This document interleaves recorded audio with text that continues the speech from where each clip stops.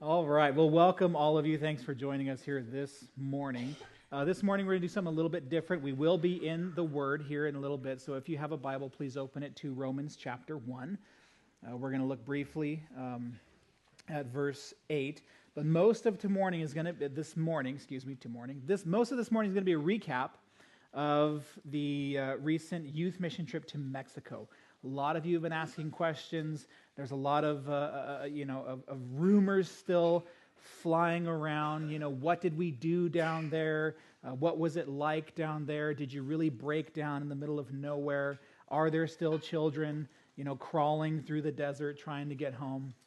And so all of those questions will be answered this morning. First of all, though, I want to just take a look at Romans chapter 1, verse 8. We're going to look at part of it right now, and then we're going to look at the other part toward the end of our presentation here. Romans chapter 8, this is Paul, and he's writing to the church in Rome. He hasn't met yet. Paul, speaking of mission trips, Paul, quite possibly the greatest missionary in the whole Bible. I suppose you could argue that Jesus himself was the greatest missionary of all time. After all, he left the perfect place to come to those who needed the gospel. Paul, however, we know took at least 4 missionary trips. That's what we have recorded. He probably took more, and who knows how many small trips that he took during his journeys. Paul, though, wherever he went, the guy was hardcore. He preached the gospel, he went into the synagogues, and he argued for Jesus, and he was persecuted heavily in those places. But city after city after city that he went, churches were planted, Christians were converted, and the Holy Spirit began to move, and we now have, because of his work as a missionary, we now have the epistles of the New Testament that make up so much of our faith and the foundations of our Christian principles. Paul here, in writing to the Romans, again, a church that he hadn't visited yet. But it seems as though he was very well aware of them. He says in verse 8, "First, I thank my God through Jesus Christ for you all, that your faith is spoken of throughout the whole world." Paul says, everywhere I go, every time I keep preaching the gospel, city after city, place after place, road after road, I keep hearing about you Christians in Rome.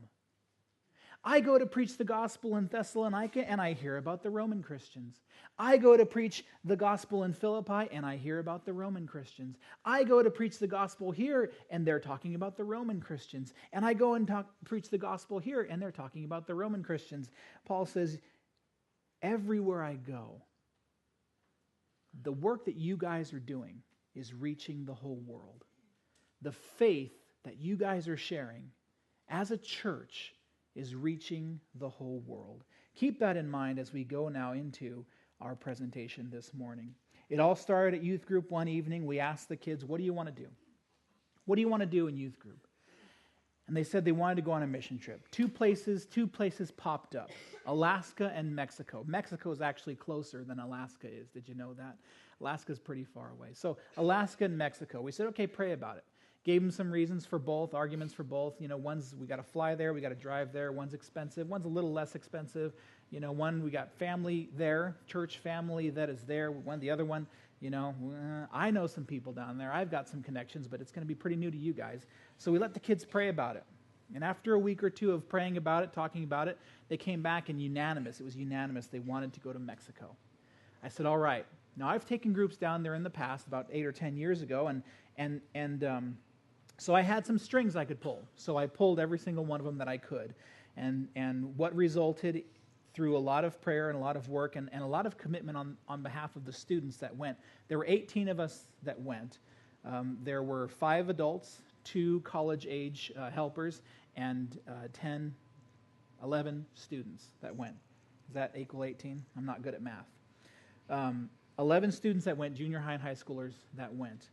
And those students did a phenomenal job in raising support, in doing what they had to do. Some did fundraisers. Perhaps some of you got those breakfast burritos after first service that one day. Some of you perhaps attended the Mexico dinner. Many of you actually did. The Mexico dinner that we had, we served tacos. We had a salsa contest and a jalapeno eating contest that some people will never forget. Of course, also we had a babysitting evening, and I want to thank the Rambo family for being our only customers that night. On top of that, though, the students who needed fundraising, they sent out letters to friends and family, support letters, just like a regular missionary would do. They sent out these support letters to friends and family, and as those letters came out and prayers started happening, money started coming in. And many of you supported those missionaries in incredible ways. And those kids who were working so hard, a lot of them were even doing their own sort of fundraising, their own sort of support. There were kids who were doing bake sales. They were baking as much as they could. And there were kids who were, building and crafting and creating things to sell just to try and fund what was going on and what was going to happen with the Mexico mission trip. So it all came to a head one Sunday morning when we were right up here. Perhaps many of you remember that. We were right up here. It was snowing outside. It was 8:30, and we were all right here, and we're standing in front of this body, this service, and we had the opportunity to be prayed for. And when that prayer was done and over, we literally walked right out those doors. We hopped into the vans. As the snow was falling down and as parents were nervously smiling because we had a long way to go and the roads were not looking great, we left, we pulled out.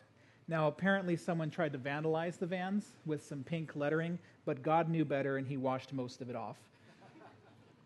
It's really funny inside joke, and I guess you'll just have to go to the next trip to understand it. So we left. Now, around the town of McDermott, this happened. McDermott, Oregon, right there on the border. It's not very far away from here, hour and a half, 2 hours maybe. We're driving. I'm in the white van. Lyle is driving the blue van. We've got radios, and as we're going down there, only about an hour and a half into the trip, Lyle radios me and says, "Hey, I've got a problem." And I'm thinking, what? We didn't have enough snacks, what could be the problem? He says, "My transmission just slipped." I said, "No." No, it didn't. "Yes, it did." Okay. So we stop, we pull over. Now, thankfully, one of the gentlemen one of the families that was on the trip, that's Ted Kavark. And Ted happens to be a master mechanic. Ted's turned wrenches for decades. And so God knew that we would need Ted on this trip. Ted jumps out, takes a look at the van, the transmission there. The fluid's a little low, so we just put some transmission fluid in. Guess what? Everything was just fine. So we moved on from there, and we drove about 13 more hours until we reached Calvary Chapel, Pahrump Valley. Now, Calvary Chapel, Pahrump Valley is just outside of Las Vegas. It's a church that I'm actually very familiar with because after I finished Bible college, Calvary Chapel, Pahrump Valley was where I went to serve as a volunteer doing their youth group. So my wife and I lived there for a couple of years, and that church is the group that I had taken to Mexico a number of years before and for a few different mission trips.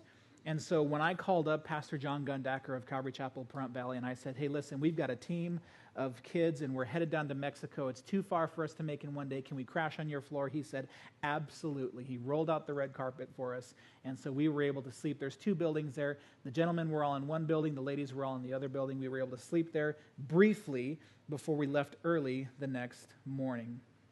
Day 2, what just happened? So we take off. We get down. It's about a 6 or 8 hour drive. We stop for lunch along the way.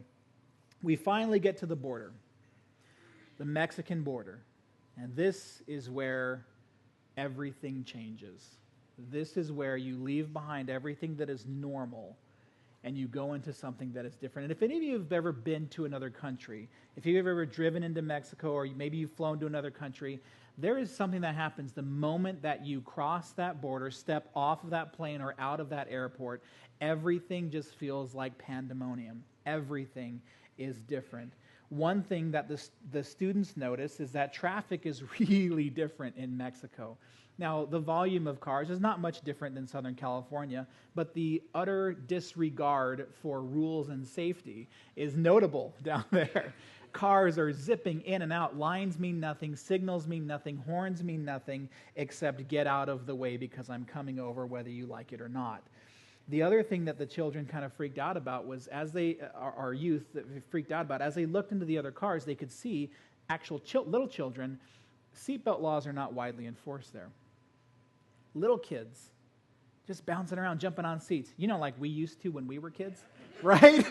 You're like, what's wrong with that? Oh, well, these days there's a lot wrong with that. But in Mexico, that is still the norm. And so when you combine, a lot of our youth, a lot of the students, and even the adults who were on this trip, just the nervousness of seeing how reckless the driving is down there, coupled with the fact that there are children literally ricocheting around inside those vehicles, automatically you start to freak out a little bit about the safety of what's going on down there.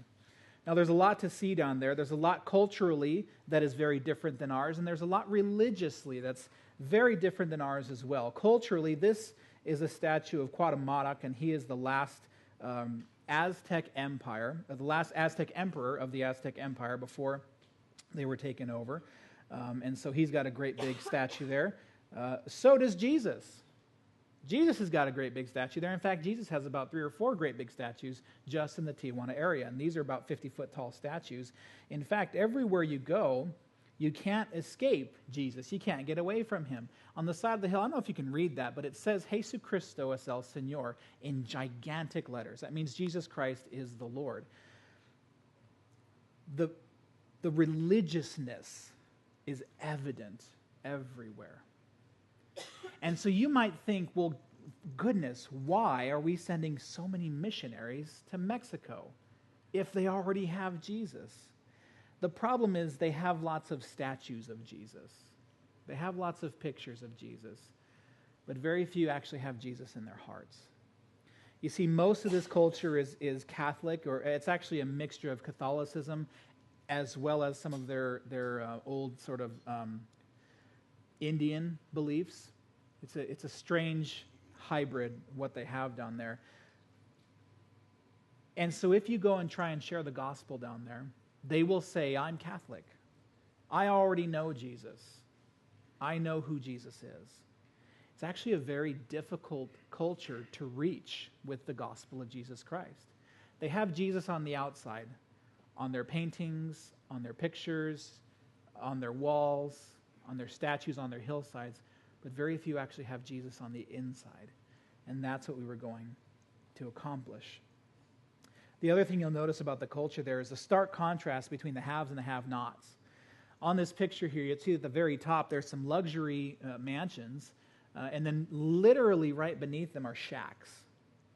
Those who have, they have a lot, and those who don't have nothing.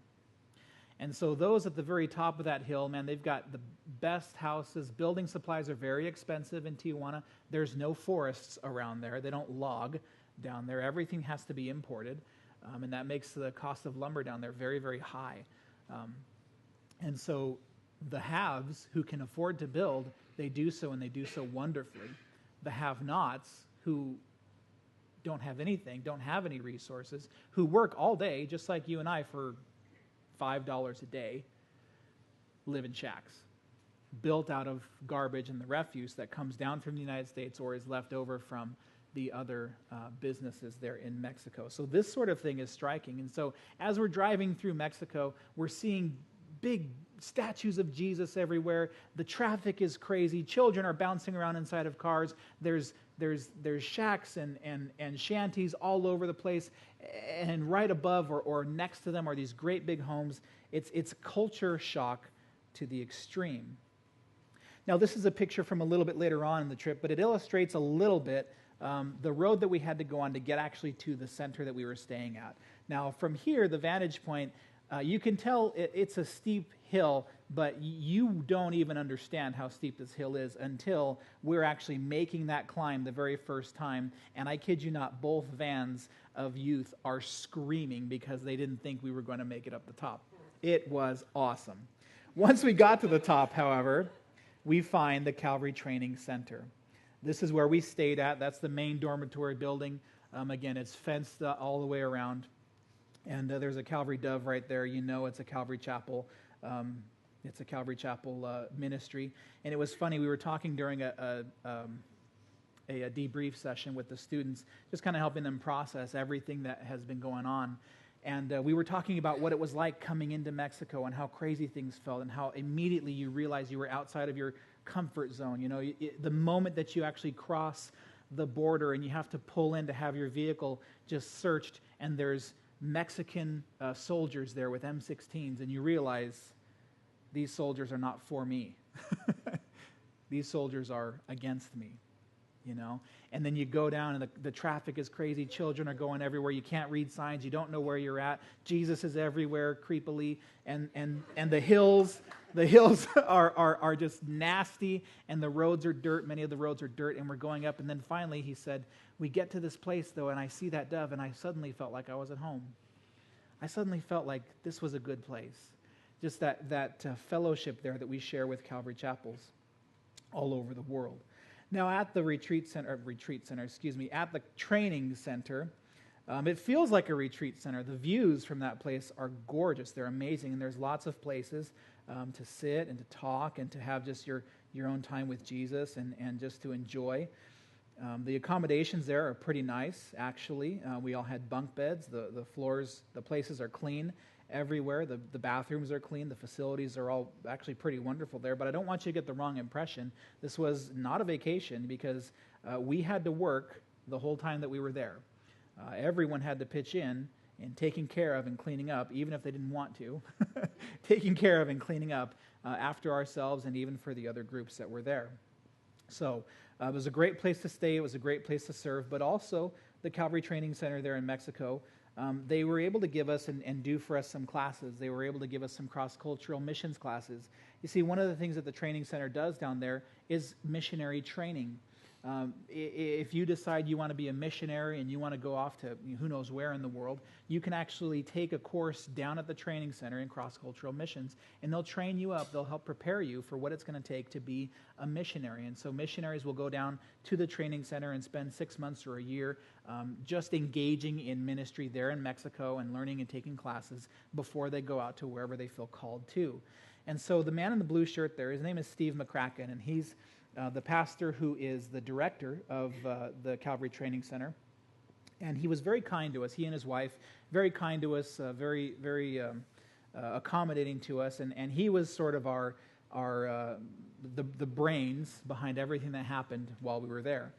He was willing to give us that cross-cultural missions training class. And so here's a picture, of course, of the students that are taking that class. And there was a lot of activities that really engaged the whole group in what it is to try and minister to people who come from a totally different culture.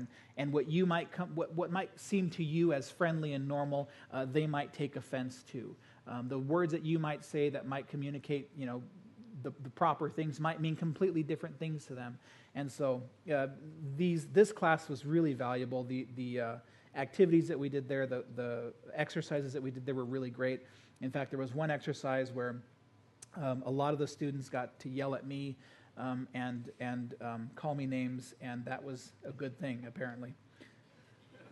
Another one of those inside jokes. Now, part of the center, they also have interns there. They have interns there from all over the world, from Mexico as well as the United States. 3 of these interns there, who were a big part of our trip, were Caesar, Melody, and Lalo. Now, Melody, she's a missionary. She's interning there at the training center. She's from St. George, Utah. The guy sitting next to her is actually her fiance. That's Caesar.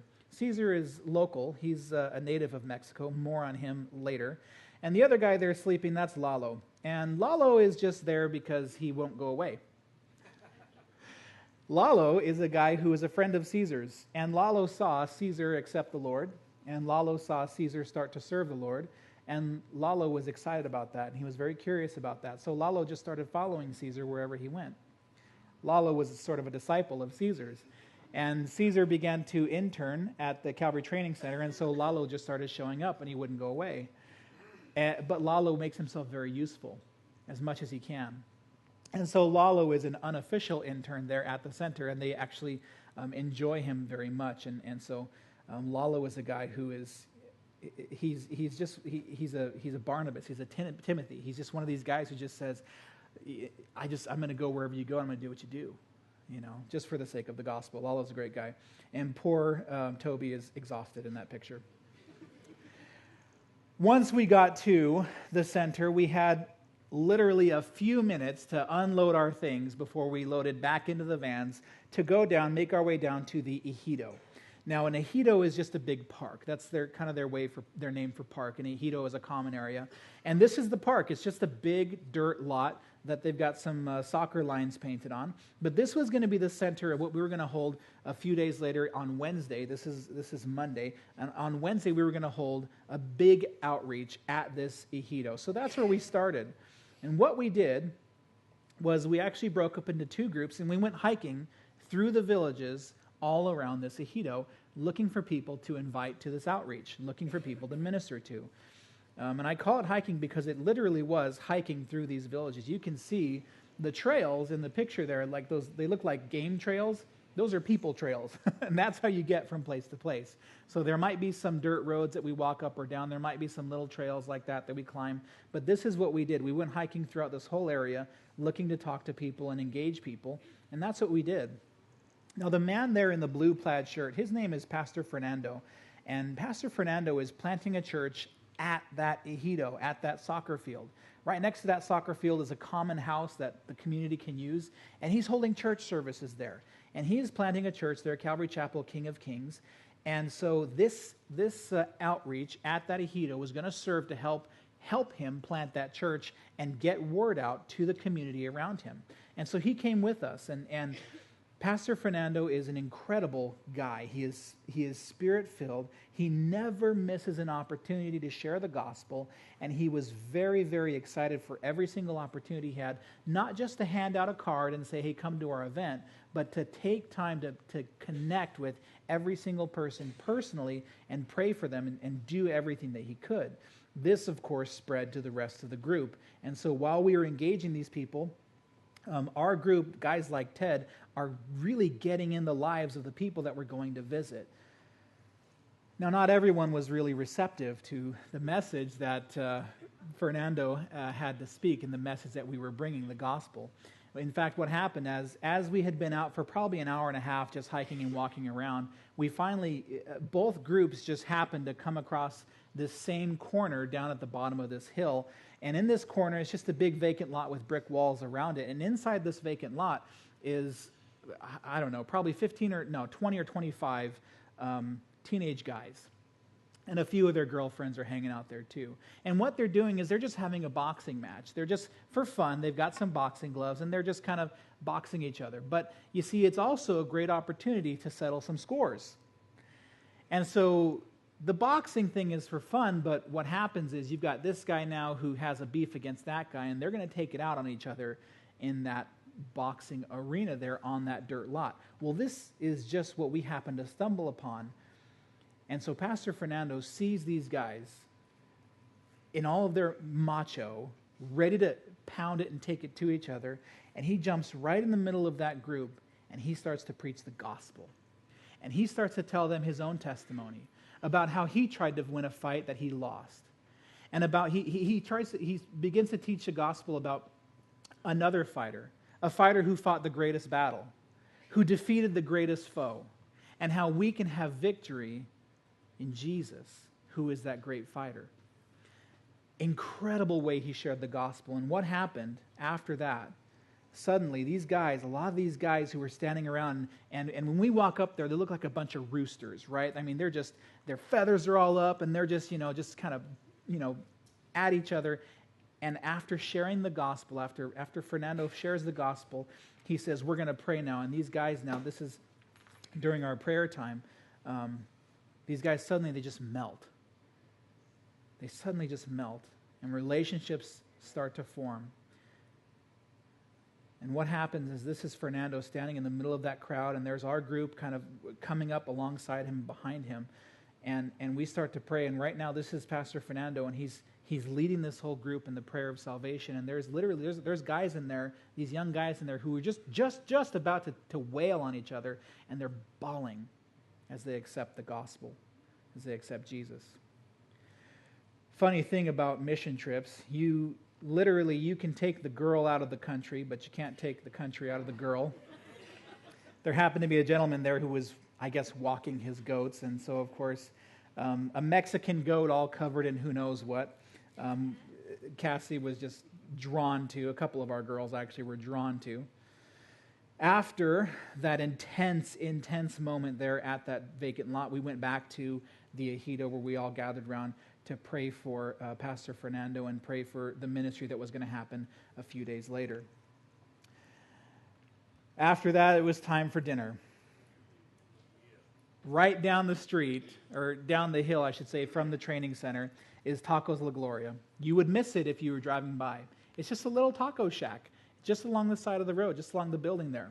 But I know Tacos La Gloria because I was presented with the gospel of Tacos La Gloria many years ago, and it has never left me, the beauty of what that is. And we're going to go through this just real briefly because it's just for fun. Amazing. There's 2 stations there. There's a beef taco station. There's also a pork taco station. And these guys work like crazy. Now, while we were there, it's spring break, okay? So a lot of teams were coming down. And Tacos La Gloria is very, very well known because a lot of missionaries go through the La Gloria area. La Gloria is sort of the last stop in Tijuana before you head to further south. And so a lot of people go through and stop at Tacos La Gloria. And the crew that works there, they'll work for 10, 11, 12, 13 hours a day just making and serving tacos. And I want to just kind of show you what happens there. It's only about a 45-second clip there. So nothing comes out of a package there. Here's this gal. She's making these tortillas fresh. Right there. They immediately go to the griddle. Another gal there. Her whole job all day long is just to cook tortillas.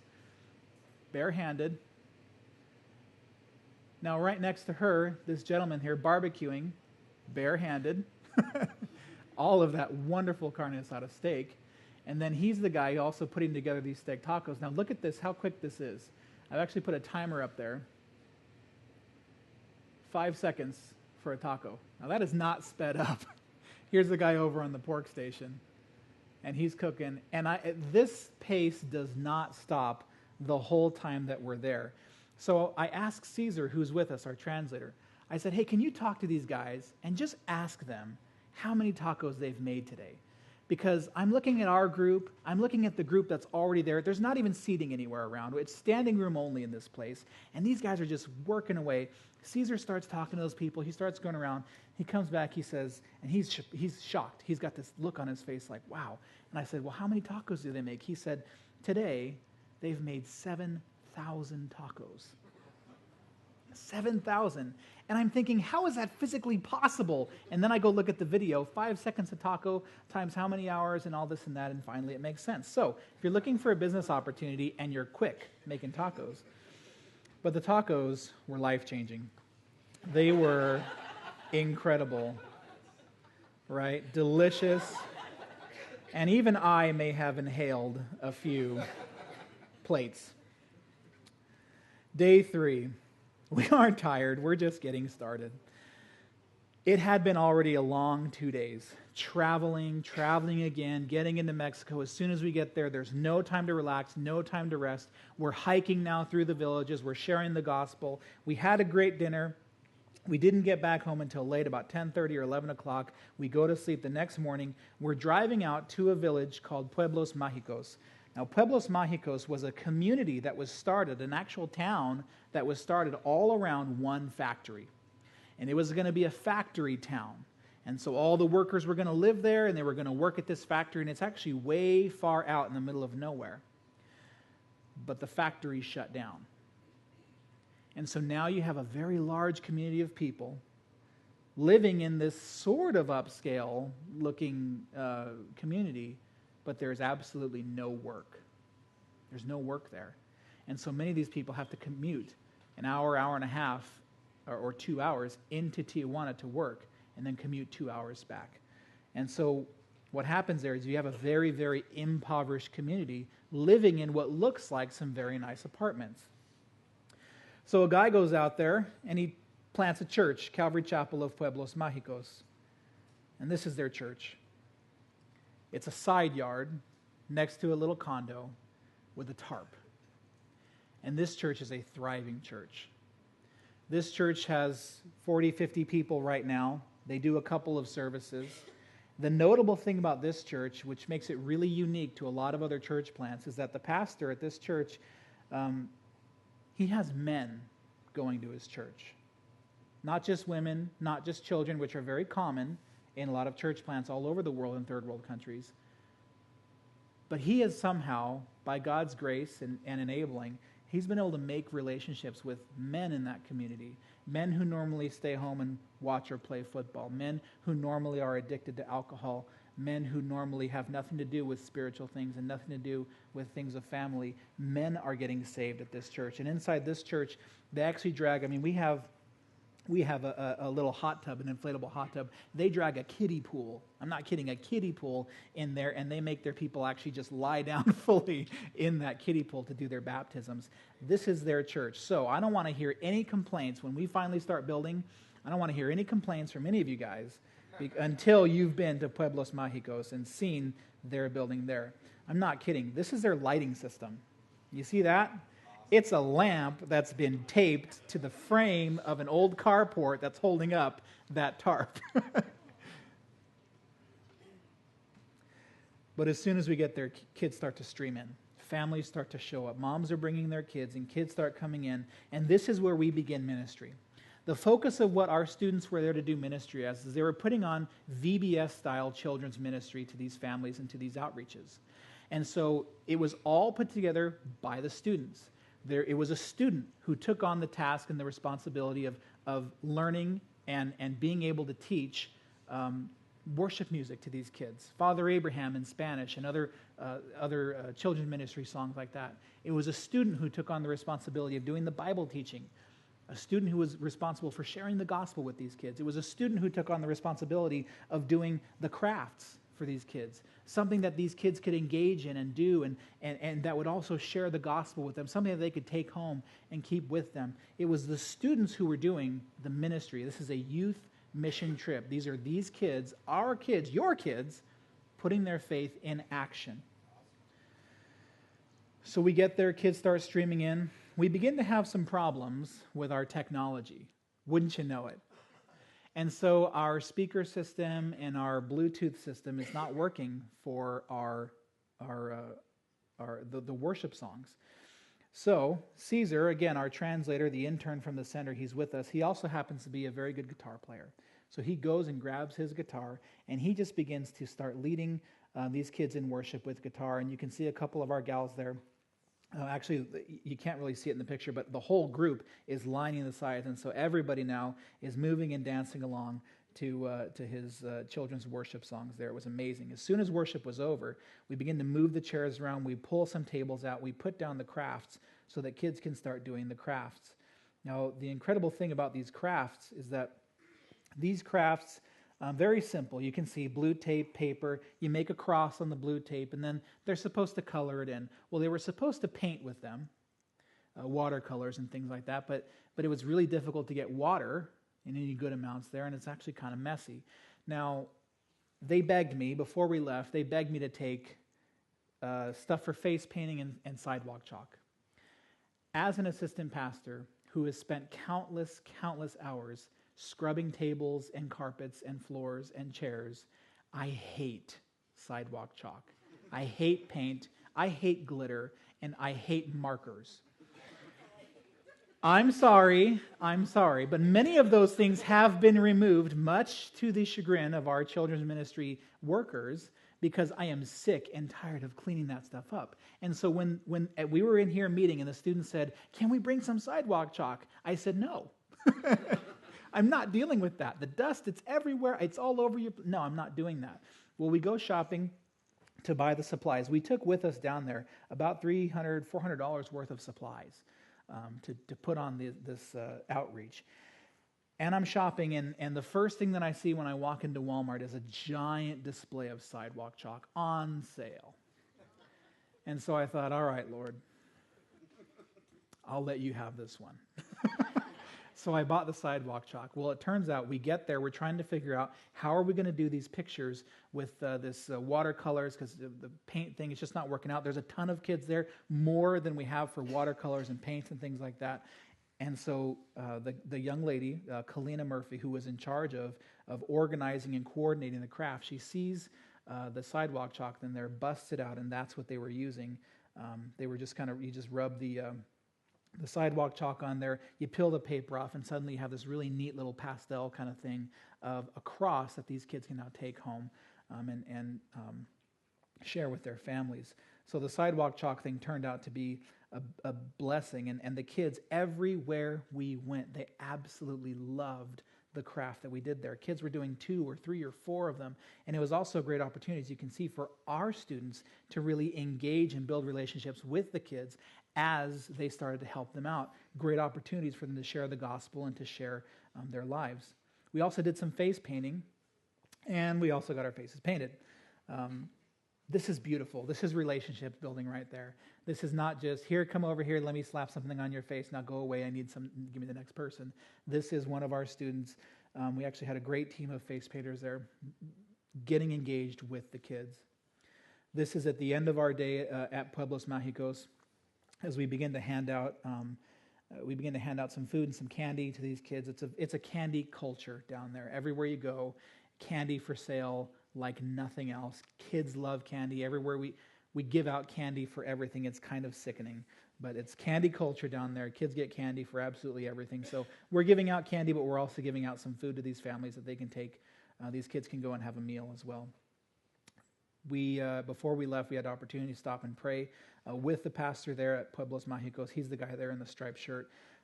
Just a very simple guy who loves Jesus and is just serving the Lord, and his church is thriving in that tarp down in Mexico. From there, we left and we went to a New Day orphanage. Well, on our way, we stopped at, of all places, Little Caesars. We stopped at Little Caesars in Tijuana, and we picked up about 25 pizzas, and we brought them to the orphanage to have lunch with the orphans. Now, this is a Christian orphanage, and they're taught the gospel, and they're taught about Jesus on a daily basis. But what they don't get the opportunity to see very often is the Christian faith actually in action. And so this was what we were going down there to do with the orphanage, was actually to minister to them, to build relationships with them, to show them, hey, look how far we've come just to encourage you. This is the kind of stuff they read about in the Bible. Paul came from so far just to encourage this church here, and here we are doing the same for you so that you can someday do the same for others. So we had lunch with them. Now these kids, you wouldn't think that they're orphans, to be perfectly honest with you. When you walk in there, it's very noticeable how well taken care of these kids are. How healthy they look, how clean they look. Their clothes are all new. They've got great haircuts. And I sat down and I talked with the pastor at this orphanage, and I said, these kids are so well taken care of. And he's a big guy, and he's very jovial, and he jokes about everything. But when I asked him that question, when I started telling him that, I said, these kids look great. He gets very, very serious, and he looks at me blank, and he just stares me straight in the face. He says, the kids come first at this orphanage in everything. And that's really unique to Mexico. That's really unique to what happens on there, because you see a lot of Christians support orphanages in Mexico. And it's very easy for those orphanages to become corrupted because they have so much American dollars going in. And you can actually see where the support goes at this orphanage. And he was, again, he and the rest of the staff there, he says the kids come first in absolutely everything. You can tell they take their ministry very seriously there. After lunch, we went up to their dirt lot. Everyone's got a dirt lot over there. We went up to their dirt lot and played some soccer. Had a great time building relationships there. Played soccer, played some other games as well. There was some face painting going on. After our time of recreation, we went back inside and we started to do our outreach to them. We did the Bible story. We started doing some crafts. This is a picture of a kid here getting his craft on with all of that dusty chalk. But it's not my facility. I don't have to worry about it. Like I said, the kids absolutely loved the craft there. I mean, these kids were taking them, hanging up in their rooms, putting them wherever they went. A picture of us now as we were leaving the orphanage. Didn't want to leave this place. This was a lot of fun. This was some really good relationships were built and were born there. It was hard to drive away from the orphanage there. Day 4, the longest and shortest day ever. Our day started very early at the Hidalgo Mercado in Tijuana. The Hidalgo Mercado is a great big market. It's an outdoor market, but it's a big square. And so when you drive in, you got to pay through a gate to get inside. When you drive in, you park, and you're right in the center, and the whole market is all the way around you in a great big square. And so everywhere that you go, they sell everything there, absolutely anything that you could possibly want to purchase. Restaurants go there to buy fruits, vegetables, supplies. People go there like crazy to buy, whatever they need. Anything that you could possibly want is at the Hidalgo Mercado. And so that's where we were headed as a group to do a little bit of scavenger hunting to search for some supplies that we were going to take to our next destination. And so what we did is we were able to actually get there, and we split up into about 4 or 5 groups. And there's small groups, and there's a leader with every group. And they've got a list, a shopping list, a short shopping list. And it seems very simple. Go buy some rice and oil and corn flour and vegetables. But what do you call those things in Spanish? And in this whole giant market, where do you go to look? And how do you ask a question to the vendors there? And how do you pay? Do you know right now the exchange rate, the peso to the dollar? How do you make those transactions? That's missionary training right there. That's very at the most basic level. And so that was the opportunity these kids got to do as they went out and they had the opportunity to go all around trying to collect these things and trying to figure out, how to pay for things, how to communicate with people. This young man here, I was really impressed and I was really blessed by the opportunity to see him doing what he's doing here. He's just buying, I think it's just some peppers is what he's buying, but he's just buying something from a grocer. And you see, there was a number of things we had to buy. And my group, the guys were very timid. They're like, I don't want to, you go do it. I said, all right, I'll do it one time. You watch very carefully, and then you guys are doing all the rest. So I went, I paid for the stuff, gave them the money, whatever, came back. I said, it's that easy, guys. I said, all right, it's your turn, buddy. No. Yep, you got to go pay for those things so we can get moving. No. Come on, buddy, we don't have a lot of time. We got to get moving. There's more stuff no. Listen, this is what you signed up for. This is why you're down here, to learn. This is why the Lord has brought you down here, so that you can minister to others, but also so that you can learn how other cultures function and deal. And after that little pep talk, he very timidly, and he's a little shaken in this photo because this is a big, big thing for him, but he did it. He purchased some peppers, and it was incredible. So it was a big milestone for him to get over. Once we finish gathering our supplies, we head out to the village of Granjas. The Granjas is it's a great big village built inside of a wash. It's all it is, really. A very small valley, and it's very, very impoverished. Here's a little video of what it's like driving through the Granjas. It's only about 30 seconds long, but I want you to be able to see, okay, first of all, the camera is being held perfectly still. What's bouncing around so much is the vehicle, because the roads there are just terrible. They're dirt roads. Now look around at the architecture. Beautiful architecture, right? Pallets, tires, old, chunks of plywood, anything that they have to build with. A lot of these buildings are actually made out of old garage doors.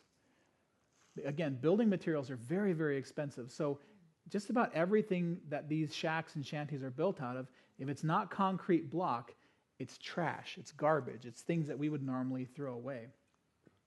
So this is us and I'm hours of this kind of driving. It's just mind-numbing and bottom-numbing.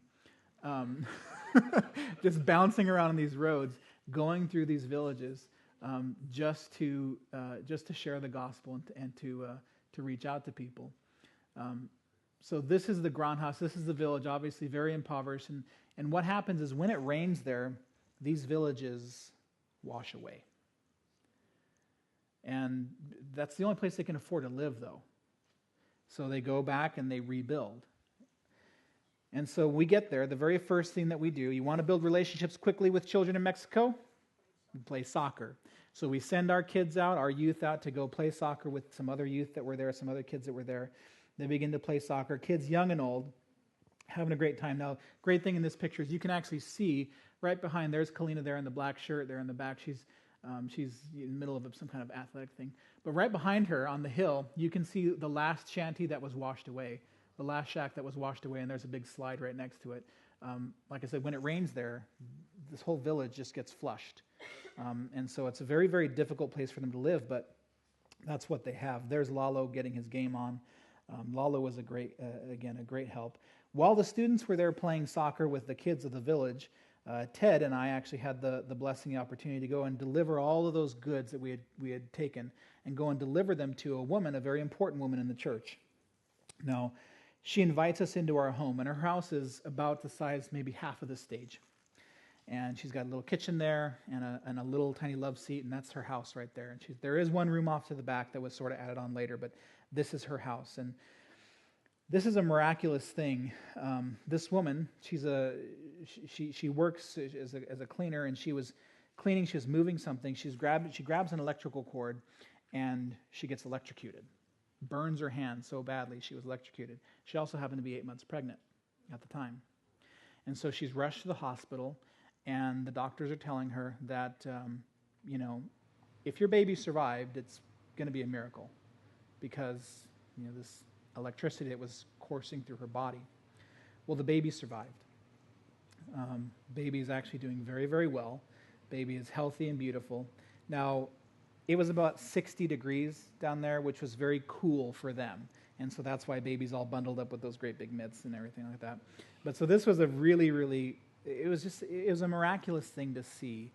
For Ted and I to be able to go down in there, meet this woman, give her all of these resources and supplies that she'll be able to, with the church, hand out to those who are in need, but also just to see the miraculous thing that God did to bring this little baby into the world in spite of what her mother was going through at the time.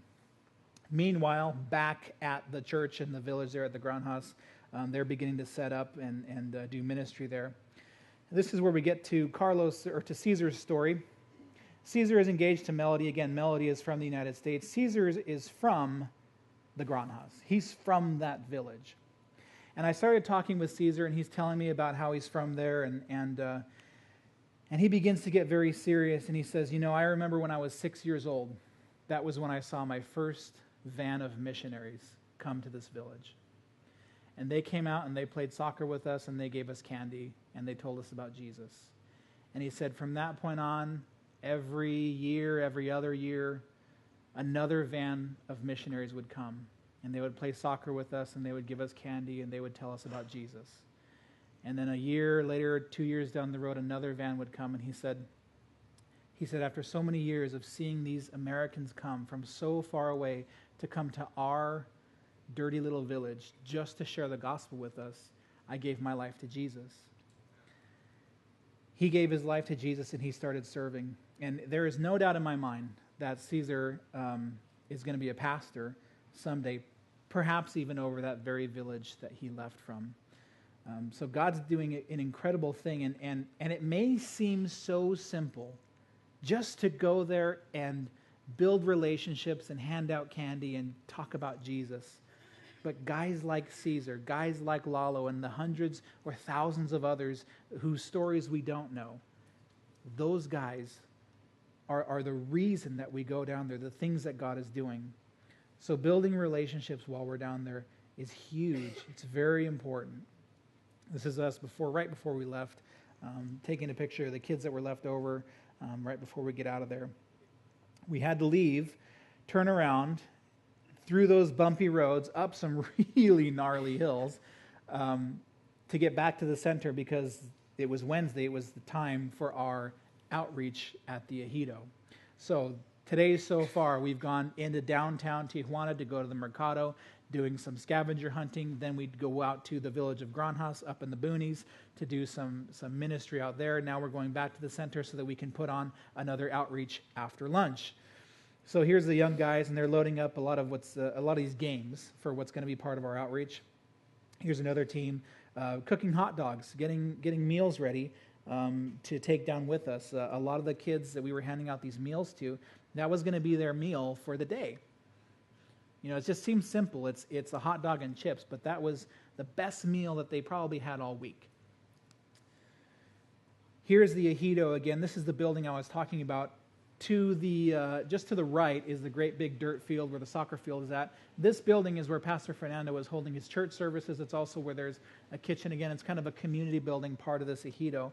And this is where we were based at for our outreach there.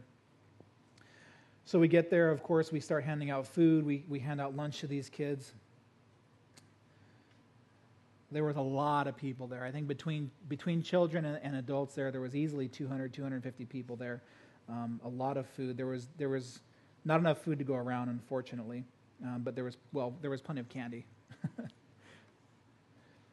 After that, again, still having some technical issues with our speaker system. Caesar gets up there, does his worship thing. The kids are all into it. We do the craft time. They absolutely loved the craft, the VBS craft we had there.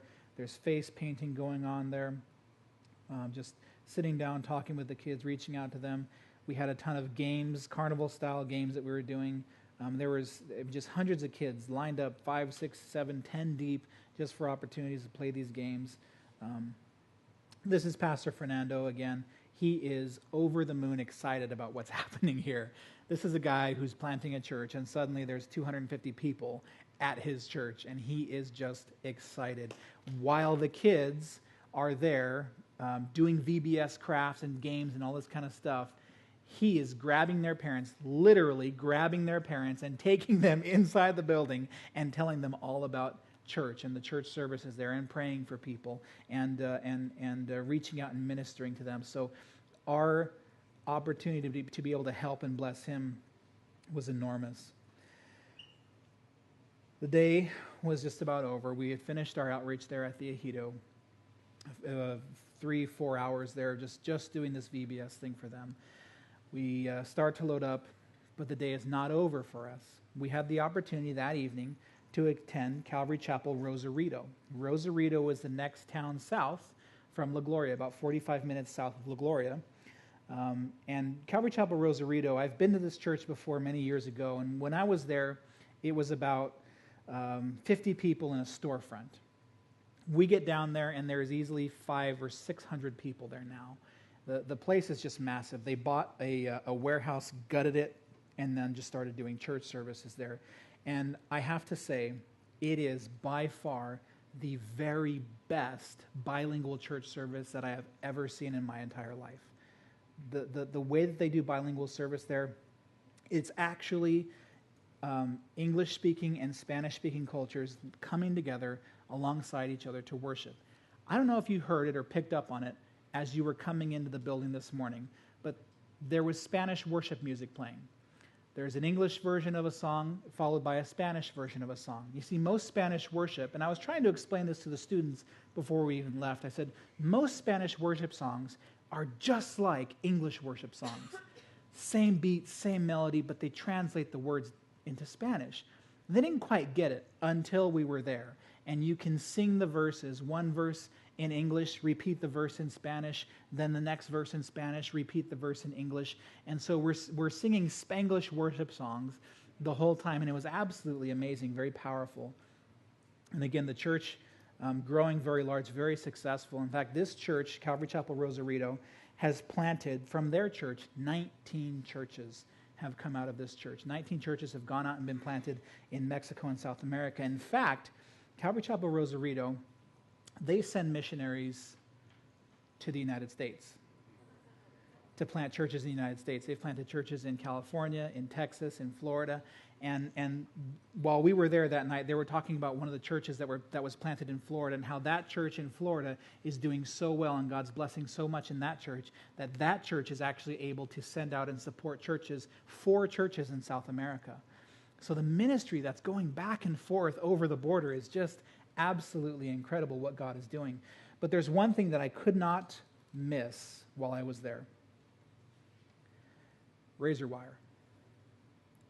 Razor wire, barbed wire, steel fences, gates at this church. In Rosarito, not so much in La Gloria where we're at, but in Rosarito, Rosarito's a bigger city, much bigger city. crime, violence is rampant there. And so this church, they open their doors up. They meet behind these fences for safety, for security. I mean, talk about opposition, right, from the enemy, doing everything that they can and to stop what God is doing in the gospel from going out of there. So we left Calvary Rosarito. We didn't want to, but we left. The church service was over. We came back home, and then that evening we had a debrief session. Something you're supposed to do every night, but our days had been so crazy and so long, we finally had the chance to that night. Some, though, couldn't hang. They were done. This was taken at about midnight when we were wrapping up our debrief session after a full day of ministry that seemed to go like that. I mean, it was just quick. These poor guys, we carried them off to bed. Day 5, no, it can't be over. Day 5 started was a very somber day. This was sort of the feeling of what you had. Nobody wanted to leave. It was almost like all of a sudden the ride is over. And now we're packing up our stuff. Now we're loading up. It was a very quiet breakfast that morning. We took the opportunity to pray for Pastor Steve there, and just to lay hands on him, to pray for him and his ministry and the Calvary Training Center there. We stopped, we gathered together for one photograph as a team with some of the staff there from the center as well. And as soon as this picture was clicked and we broke up, that's when the tears started flowing. Many of us didn't want to go from there. We hit the road. We stopped briefly at the Mercado again, let some students pick up some final few souvenirs. But we get back in line now to head out of Mexico and into the United States. And this is about what we sat through for the next 3.5 hours, is just traffic. The crawl out of there. You can buy just about anything you want to while you're waiting in line to get back into the United States. You can even buy a divorce if you want to. Which, that long waiting in a hot car together, I'm not saying it's right, but someone's making $1 out of it. And you never know who you're going to meet while you're there. There is all kinds of people doing anything to make a buck they can. One last dollar out of you before you cross back in the United States. We finally get through the border. We hit the freeway. We go north. Southern California traffic is horrible. We arrive then at our final destination, Calvary Chapel Bible College in Marietta, California. I am an alum of Calvary Chapel Bible College. That's where I met my lovely wife. Love the place, and I know that they frequently house missionaries who are traveling back and forth, pastors, church workers who are going back and forth. You can rent a room there. And so I pulled a few strings. I got us a couple of rooms there so that we would have one place, a nice place to take a good old American shower that you could let water inside your mouth. You could brush your teeth with regular tap water. You could flush your toilet paper. It was fantastic. It's a beautiful campus. While I was there, I worked as a landscaper to help pay my way through college. Took everyone on sort of the brief tour of what was going on there, what the campus was like and what it was about. Another thing that you can't miss while you're at the Bible college, there's doves absolutely everywhere. But again, it all serves that recurring theme of fellowship between churches and within the ministries of Calvary Chapel. We had some fun there, not going to lie. We blew off a little bit of steam there. The next day, though, day 6, was just a few more hours. When are we stopping? Just a few more hours. When's lunch? Just a few more hours. How far away is this town? Just a few more hours. That was everywhere, and that was our trip. So you remember now, one of the very first slides I showed you was us in McDermott, Oregon, putting in some transmission fluid because the transmission had slipped. Well, the whole time we were driving through California, every day that we were in Mexico, coming out of Mexico, transmission was fine. Nothing happened until we start to leave. Maybe God didn't want us to. No. It was time to go home, and we were just climbing out of San Bernardino. There's a very big pass there as you climb out of San Bernardino. And we get over that pass, and things start to smooth out now as we're in the desert there of Southern California. And Lyle gets on his radio again. Never good news when Lyle's on the radio. Lyle gets on his radio again. Hey, we're slipping again. Like, no, are you kidding me? Yeah, okay. So Ted and I talk about it. All right, let's find another gas station. Let's check the fluids again. Maybe there's a leak. We'll top it off. If there's a problem, maybe we'll try and find a no-slip additive for the transmission. We'll see what we can do. So we stop at this gas station. It's a Pilot gas station right on the freeway there. But of course, Pilot gas station, they don't really sell fluids. They sell kind of Kool-Aid in bottles. And so they didn't really have what we needed there. So we're asking around. We're like, okay, where's the nearest auto parts store? Well, aside from Bishop, California, which was a few hours away, the only place was California City, California. And some of you may know of California City. It's a little tiny town off in the middle of nowhere near Edwards Air Force Base, 30 miles away. Okay, 30 miles out of our way. We'll go there. There's an old 14 freeway that connects back up to Bishop, the direction that we're going, so we're going to take that. So here's where things started to get a little bit crazy in communication. We get to California City. As we're getting into California City, we see a Jiffy Lube-style service station. And we think, hey, why don't we just go there? We'll let them do a full service on our transmission. They can put an additive in there. They've got everything there. We'll just get it done right now. Great. So we pull in there. We stop. We get out. We talk to the guy. Guy hems and haws at us, goes into his office, comes back out, says, hey, my transmission guy's not going to be here for an hour and a half. Okay, well, never mind then. He says, but wait, there's another shop just down the road. They'll be able to help you out. They can do everything. They can plug into your vehicle, everything, all that stuff. Okay. So we move on to the second shop. The second shop, oh, yes, we can help you out. Absolutely, for sure. We'll take care of you guys. Great. How long is it going to be? Well, we can't even see you guys for about an hour and a half. Is the same guy working in both places, the transmission guy? So we said, no, we're not going to do that. We can't afford to wait that much time. We can just go to an auto parts store, get what we need, put it in there ourselves, and get out of there. Well, meanwhile, we're just checking these places out to see if they can do the service. You parents start calling your kids, and your kids start calling you guys. And what happens is kids start telling their parents, oh, we're out of shop in the middle of the desert, and we're trying to get the van fixed. And so what happens then is everyone thinks that like we're broken down and we're like crawling through the desert and we're out of water and there's vultures circling and just all of a sudden, it sounds like things are going horribly for us. So we didn't want to wait for those services. We went to Napa Auto Parts. We got the fluids that we needed. We popped the hood right there in the parking lot, and we filled everything up, and we took off. We got out of there. So no problems. After that, we added some fluids. No problems with the transmission again. The transmission, we are going to have to get it looked at. The van, that blue van, it's 26, I think, years old. It's just an old vehicle. Probably that girl's last trip to Mexico. At least, she was faithful to us. The church, if you want to pray for something in the church, pray that we get something figured out with our van situation, because not only is that a mission trip van, that's also a school van for athletics and for field trips, and for other youth and church group trips. So the van is just old, the poor girl, but she held up very well. All right, if you guys want to flip the lights back on and open your Bibles back up to Romans chapter 8. We looked at the first part of the verse there. Now we're going to look at the second part of the verse. The second thing I want us to see, after having experienced what you just experienced alongside of us here in this slideshow, that your faith is spoken of throughout the whole wide world. Throughout the whole wide world. Now there's something very interesting about the words that Paul uses here when he's talking about the world. The word that Paul uses is the Greek word cosmos. That sounds familiar, right? Cosmos, like planets, right? Like universe. Right, it carries that definition. But the Greeks also use the word cosmos when they talk about order. Cosmos is their word for order. You see, the Greeks picked up on this idea. They picked up on the undeniable truth that the world is laid out in order. There is so much order to the way that our world has been created. And the Greeks love order.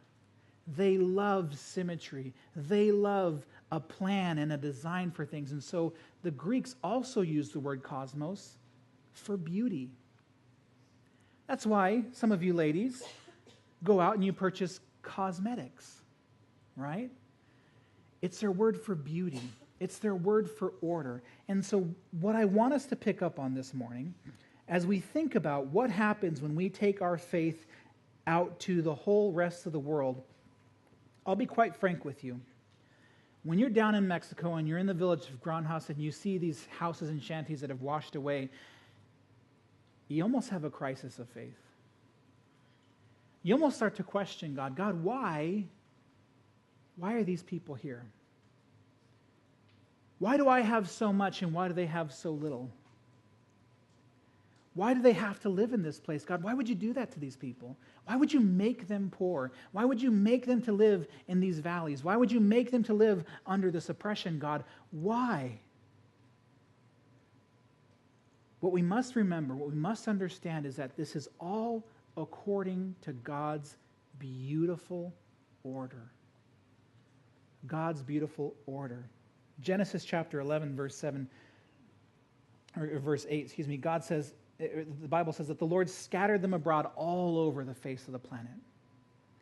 God has put people all over the world according to his beautiful order. God put this group of people here, and this group of people here, and this group of people here. And that was by God's design. And some have, and some have not. And Paul says, your faith is going everywhere. Your faith is going to the haves, but it's also going to the have-nots. And that is also according to God's beautiful design. You see, God doesn't want any of us to be so wrapped up and caught up in ourselves that we never do any good for others or for the kingdom. No, God's design for humans, for humanity, is that we would reach out, that we would serve others. You know why we have so much? Because they have so little, and we're supposed to go. And to those cultures, they feel like they have so little, and yet they have so much more than another culture. And just like that church in Rosarito now, they begin to be blessed because for decades, missionaries, just like our group, went down and served and built relationships and shared the gospel. And Calvary Chapel Rosarito now then grew. Now they're in a position where they can do the work now. And they're sending people all over the world. There's a beautiful order to the way that God has created the world. And while it's very easy to look at the Mexican people, the Mexican culture there, and look at how poor, impoverished, dirty, and smelly things are, the truth is that they're beautiful. They're a group of people who are doing the absolute best with what they've been given. And unfortunately, all our world has given them is garbage. Pallets, tires, and old garage doors. But they are doing their absolute best. And it's beautiful to see the humanity, the human spirit, God's spirit, overall, working and moving in these villages. Kids getting saved. People preaching the gospel, sharing the gospel, and seeing the hope of Jesus Christ spread throughout the place. And for us to be able to have a part of that, for our group of youth to be able to go down and have a part of that was incredible. But I have to say also that church family, you were a part of that as well. Every burrito you bought, every dollar you put toward that mission trip, every prayer you prayed was your support. That was the faith of Calvary Chapel Emmett being spoken of throughout the world, throughout Emmett, Idaho, throughout La Gloria, Mexico, throughout Tijuana. That's your guys' faith in action. Some are senders. A few are goers. Our group went. You guys sent. And you know what? When you guys got behind this mission trip and you were obedient to the Lord and you did what God laid on your heart to support these kids, we came back from that mission trip. You know what? We have money left over from that mission trip. And we ate well. And we stopped at In-N-Out twice on that trip. You know? You supported those missionaries. And so now the last part of our mission trip, back here in the States is to be able to take that leftover money, turn it around, and now we get to send it back to Mexico. And we get to say, this is going to be toward this ministry, this is going to go to this church, this is going to go to these needs at the training center, this is going to go to this pastor, this person. Because you guys were obedient to Jesus. Because you let your faith speak all over the world through these kids and through this mission trip. So praise be to Jesus for that. Thank you for being obedient, church family. We really appreciated it. Let's pray. We're a little over time. Heavenly Father, we thank you so much for the work that you did, Lord, during this trip to Mexico. And now, God, we just want to take a moment and just give you glory, Father, for the greatest work that you did in saving us, in saving the world, Lord, for your sacrifice on the cross. That's what we want to do now in communion, Lord. Take a moment to recognize what you've done. And so, Lord, I pray that you be glorified, lifted up, and worshiped, Lord, as we sing to you, as we come down to get the elements, and then, of course, as we take them. In Jesus' name, amen.